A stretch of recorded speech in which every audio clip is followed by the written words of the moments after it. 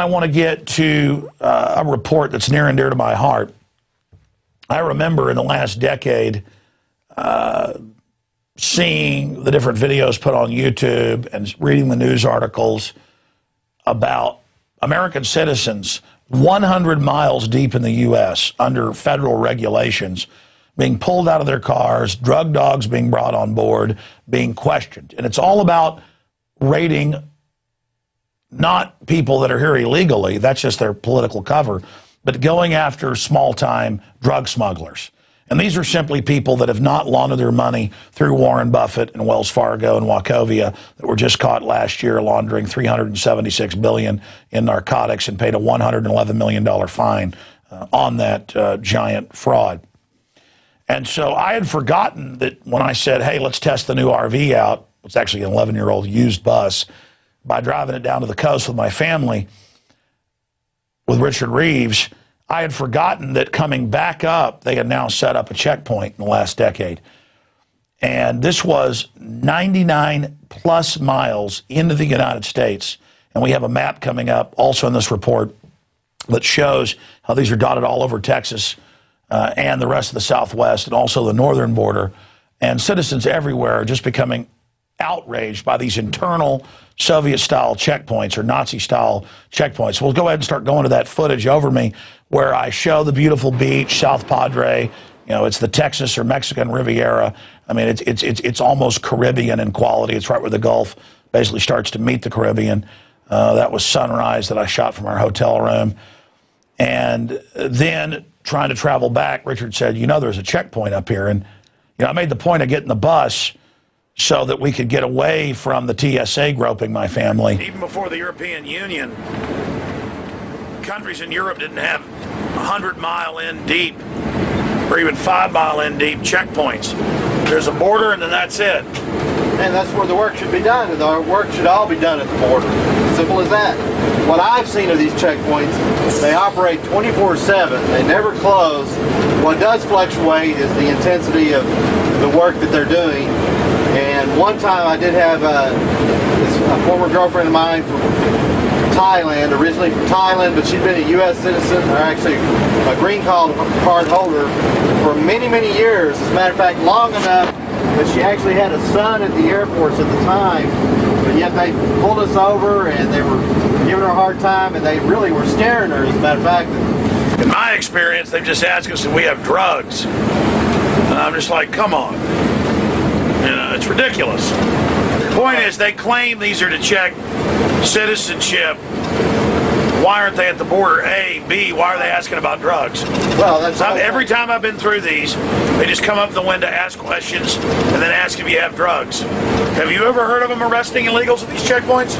I haven't heard of anybody being arrested as far as illegals, but I have heard of them, you know, doing drug busts on their competitors, I guess, who they bust with drugs to stop the competition. Yeah, it's like that bumper sticker, don't steal, the government doesn't like competition. Well, it's coming up. Sometimes it's activated, other times it isn't. We'll see if you sit there in a long queue and a wave through or what happens. Stay with us. We are approaching the domestic checkpoint. They call it an inspection station. Look, with all the lights and cameras, they got license plate reading cameras all right there. They run you through a database. And again, this is to catch people that aren't part of the drug cartel trying to ship in drugs. And they've got all their cops and all the rest of it up here. Okay, so we've been selected for the Soviet/Nazi checkpoint.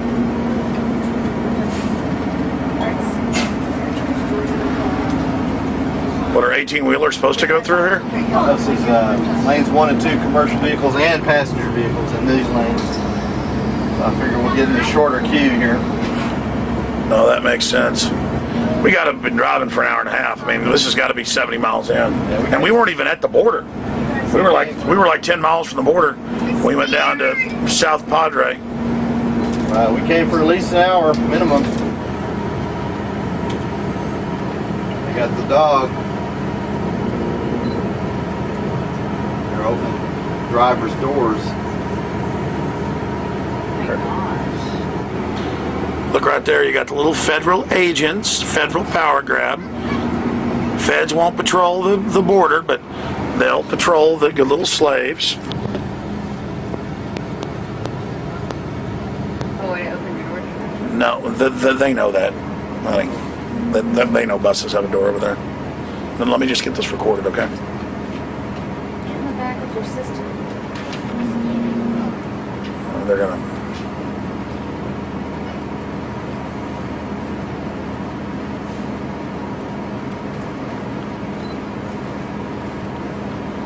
Look at this. They open people's doors. And, yeah. This will be good. Good to illustrate this for America. Yeah, get shots of the dog doing the thing, honey. That's good. Here we have the checkpoint. 70 miles off the border. Complete joke. And we've documented in a lot of research across the country, California, Arizona, Vermont, Washington State. They'll go 100 miles deep with these. And it is just a bonanza of federal harassment. And now they're setting up more everywhere. They just, looks like they just directed that car to pull over for a deeper search right here. Oh, he's telling me not to tape him. Hold on. You ask your passenger, your police, and not record anybody here, please? But you're taping us. For security purposes. For security, you're violating my Fourth Amendment. I'm gonna give this guy what he wants.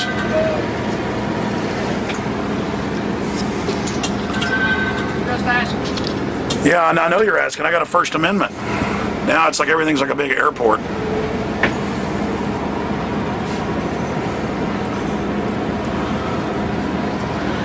Hey, bro. Hey, good. Since he gave me a speech about my camera, I'm just gonna. I'm a radio talk show host. I don't like domestic checkpoints, and I'm going to document this. So, listen. I'm the one exposing that the major drug cartels work for the U.S. government. Okay. So I don't like this. Okay, can you let me do my job? Which is what? Stop cowboys? That, you know. How many on board, sir? 6. Okay. Do you mind if I come on board and look at everybody, make sure? Oh no, it's a violation of the Fourth Amendment. But go ahead. You're gonna let him come in? No, I'm not going to. No, I'm telling him it's a Do you mind if I come No, in? I'm telling him it's a violation of the Fourth Amendment. I want to illustrate what goes on in America. Oh, it's fine. Start videotaping. You know how to videotape?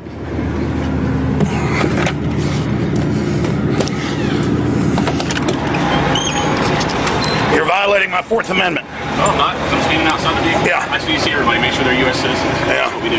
United States citizen, ma'am? Of course I am. United States citizen? Yes. Who are the other people on board? My children. All United States citizens? Yep. How old are they?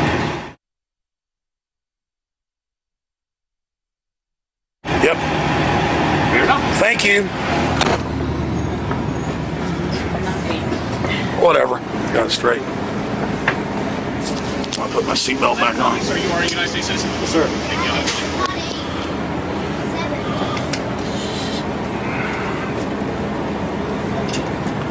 You guys like going on trips with Daddy? Honey, you were giving us your take on it, so I want you to give us your view on what just happened.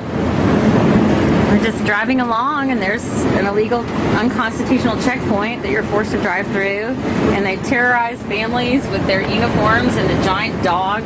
People driving away from the beach or wherever they're traveling from, just their families, have to go through a goon station, and then we're filming it, and they come and tell us to stop filming them, which is absurd. Yeah, we're in our property, our little mobile home, our castle, and they're in their uniform. They're there to scare you and to make you feel afraid. The kids are scared in the back, and I think that's why I got my hackles up. They were saying, we're scared. And I told them everything's fine, no big deal. Yeah, well, they know. Everybody knows inherently that they have the right to travel freely, and that if somebody, some goon in some soldier uniform with a big scary dog is going to stop them and stop their car, obviously that's going to freak anybody out, child or adult. Thank God we know our constitutional rights and that it's a violation of our Fourth Amendment for them to even be anywhere near. But even East Germany and places didn't have internal checkpoints.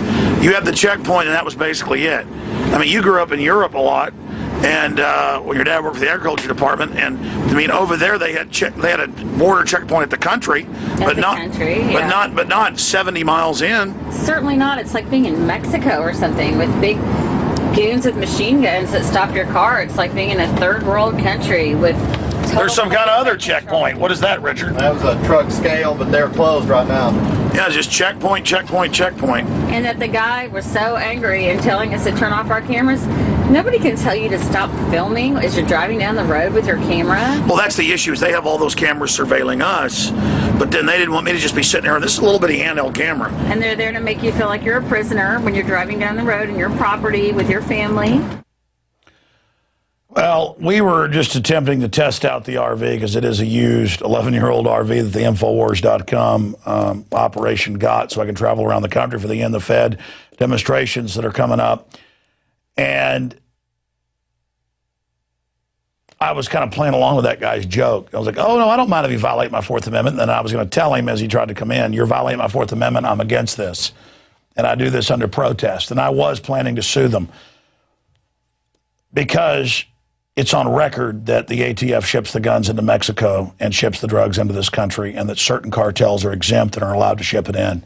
And I said 70 miles. Once we got home and do check the Google, it's 99 plus miles from our hotel, which is like 10 miles north of the border. So it was over 100. And they supposedly now can set these up all over the country and harass people. This has nothing to do with security. It's time to decriminalize all drugs. Some are good, some are bad, some are not good for you, whatever. The point is decriminalize all of it. Making it illegal drives up the price, and that's why the big banks lobbied to make drugs illegal, was so they can make huge profits off the black market and find a way to pack all their prisons full of innocent people. A modern form of slavery, and it's wrong.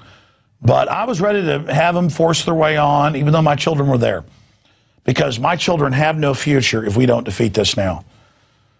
And I watch car after car with that drug dog going in it and just violating people, families in their cars, their kids learn how to be slaves. We're going to come back from break and go to Webster Griffin Tarpley, and then Dr. Corsi's coming up with some bombshell info. I can't believe I'm in this position. I can't believe that I'm the best there is when it comes to fighting the corrupt system. I don't think of myself as anybody. I just know that all over the country, they're putting people in prison for videotaping police while they surveil us. And here are the feds out of their jurisdiction, 99 plus miles, almost 100, into the U.S., and the guy walks up and says, don't tape us. When I showed you the footage, you just cameras everywhere. This is government servants trying to teach us that we're criminals, that we're wrong, that we're bad. They want to videotape us, but we're not supposed to videotape them. But if we don't take these risks for liberty, we invite total tyranny, and it must be resisted.